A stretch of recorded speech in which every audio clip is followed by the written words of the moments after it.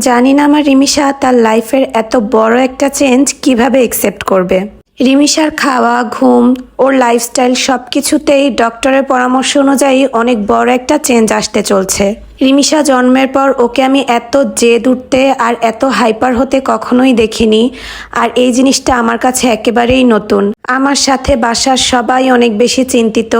আর এই যে আমি রিমিশাকে নিয়ে 7টা বাজেই বেরিয়ে গিয়েছি হসপিটালের উদ্দেশ্যে। আর রাস্তায় সে কি কান্না, ওকে কোনোভাবেই থামানো যাচ্ছে না। বাসায়ও কান্নাকাটি করছিল, রাস্তায়ও কান্নাকাটি, এই যে ফুপিয়ে ফুপিয়ে একটু পরপরই কান্না করছে। তো আমি রিমিশাকে সবসময় আগে ডক্টর কানিজ ফাতেমা ম্যামকে দেখাতাম, তবে অনেক আপুরাই আমাকে সাজেস্ট করেছো মিজানুর রহমান স্যারকে দেখানোর জন্য। এ কারণে আমি ফার্স্ট টাইম ওনার কাছে নিয়ে যাচ্ছি। আর ওনার অ্যাপয়েন্টমেন্ট পাওয়া মানে সোনার হরিণ পাওয়া। 4-5 দিন 6 দিন পরেও অনেকে অ্যাপয়েন্টমেন্ট পায় না, যদিও আমার ভাগ্যটা অনেক বেশি ভালো যে আমি অ্যাপয়েন্টমেন্ট না নিয়ে এসেই ওকে ডক্টর দেখাতে পেরেছি।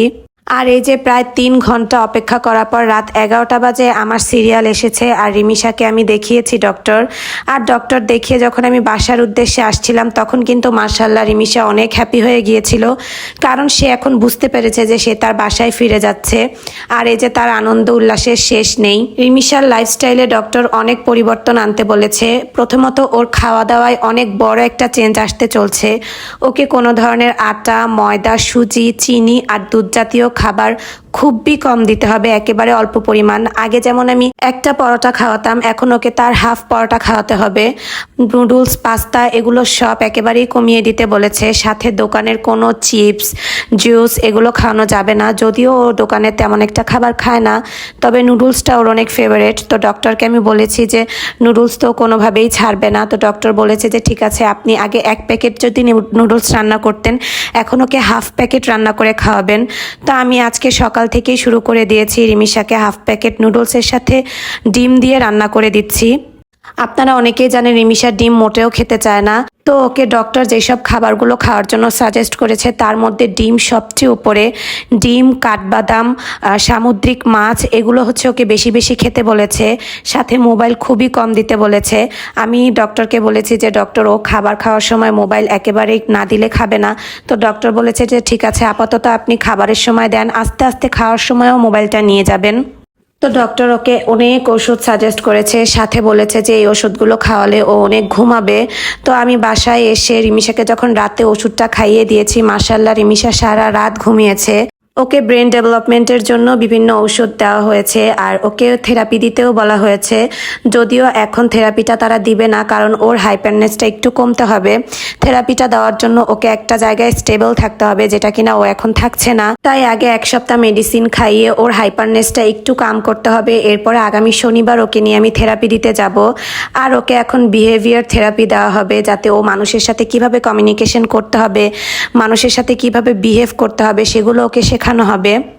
আর এদিকে আমি আমার বাসায় এসে সকালবেলা গাছপালা নিয়ে অনেক বেশি ব্যস্ত হয়ে গেছি যে এগুলো কিভাবে কোনটা রাখলে সুন্দর লাগবে।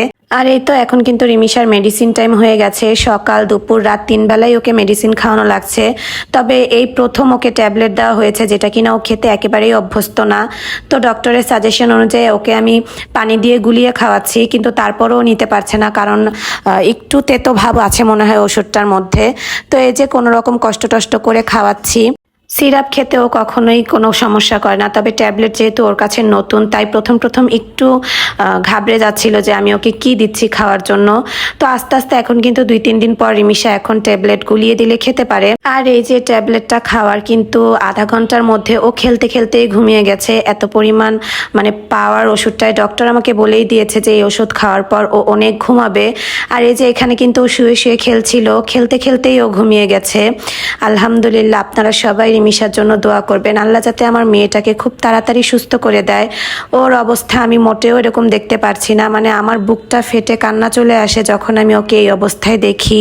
আর সকাল 11টায় ঘুমিয়েছে, এখন বিকাল 3টা বেজে গেছে। না আছে খাওয়া, না আছে কোনো গোসলের খবর, ও ঘুমাচ্ছেই। আমি ওকে ডাকছি না যে ঘুমাক। আর এদিকে আমি আমার ছোট বোনের যে পুচকু বাবুটা হবে তার আসার এখনই প্রস্তুতি শুরু করে দিয়েছি। যত কাঁথা কাপড় আমি আছে সব ধুয়ে নিচ্ছি। আর এই কাঁথাগুলো আমি একটা অনলাইন পেজ থেকে অর্ডার দিয়েছিলাম। আর এগুলো আমার রিমিশার সিয়ামের কাঁথা, এগুলো সব আমার শাশুড়ি হাতে সিলিয়ে দিয়েছে। আর অনলাইন পেজের এই কাঁথাগুলো একেবারেই বাজে ছিল, শুধু একটা কাপড় কেটে ওরা কাঁথা নাম দিয়ে দিয়েছে। আপনাদের কাছে যদি এমন কোনো পেজ থাকে যেখানে বাচ্চাদের কাঁথা সেল করা হয় ভালো ভালো, আমাকে সেই পেজগুলো একটু সাজেস্ট করতে পারেন।